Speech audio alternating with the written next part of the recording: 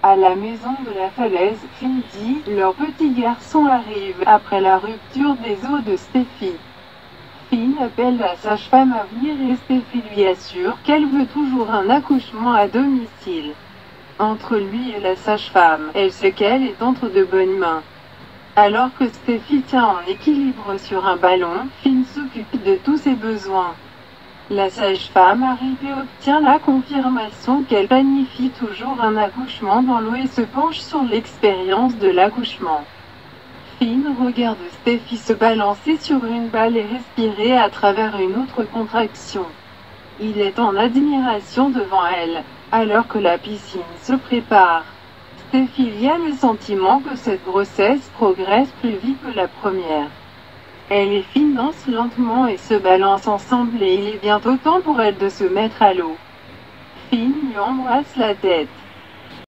Dans le bureau de Forrester, Ridge dit avec enthousiasme à Brooke que Steffi a des contractions.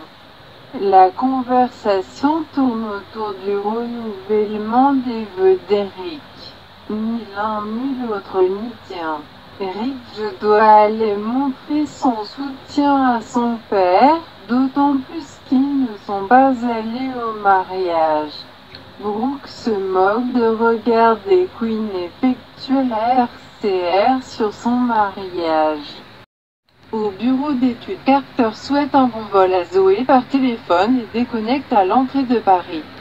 Elle lui dit qu'elle ne pense pas qu'elle veut aller au renouvellement des vœux étant donné qu'elle sait qu'il a triché avec la femme d'Eric. Carter insiste sur le fait qu'aujourd'hui marque un nouveau jour pour tous, en particulier Eric et Quinn. Au presbytère Forrester, Shauna se demande si Quinn peut mener à bien cette cérémonie étant donné qu'elle a eu une liaison. Quinn dit qu'elle va se réengager envers son mari et ne laissera personne, ou quoi que ce soit, se mettre en travers de son chemin. En bas, Eric parle à Flo et Wyatt des problèmes de Bill et Liam, et Wyatt dévie. Il dit à Eric qu'il est le seul homme au monde pour sa mère. Brooke et Ridge arrivent, suivis de Carter et Paris, qui explique que un des Zoé ont des missions hors de la ville. Carter est momentanément abasourdi par une référence à son petit rendez-vous galant, jusqu'à ce qu'il réalise que Wyatt et Eric l'avertissent que Shauna est à l'étage. Brooke entre dans la chambre à l'étage à temps pour entendre Shauna dire à Quinn qu'elle espère que Paris se taira. Shauna sort et Quinn se demande si Brooke a changé d'avis et a décidé d'honorer son mariage avec Eric. Brooke dit qu'elle est là pour soutenir les hommes dans sa vie et prévient qu'elle les protégera toujours de personnes comme Quinn. Shauna discute avec Wyatt et Flo dans le salon, et à proximité, Paris dit à Carter qu'elle va voir Quinn. Ridge rejoint Carter et lui parle alors qu'il regarde distraitement les escaliers. Ridge dit qu'il est troublé parce qu'il ne pense pas que Quinn soit bon pour son père.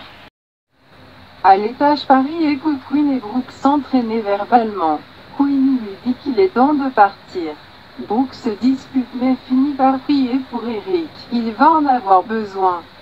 Après le départ de Brooke, Paris rejoint Quinn qui s'exclame, elle lui a dit de ne pas venir.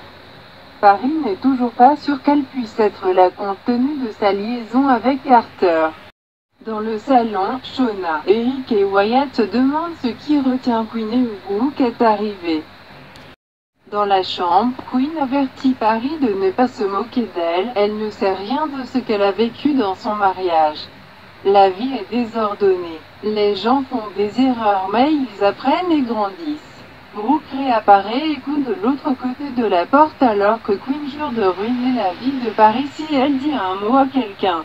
Chez Steffi, Finn, également dans la piscine, tient Steffi alors qu'elle agonise par une contraction. Elle est fatiguée alors la sage-femme la presse de se reposer avant d'annoncer qu'elle est complètement dilatée et prête à commencer à pousser. Finn tient sa fiancée pendant qu'elle gémit et pousse.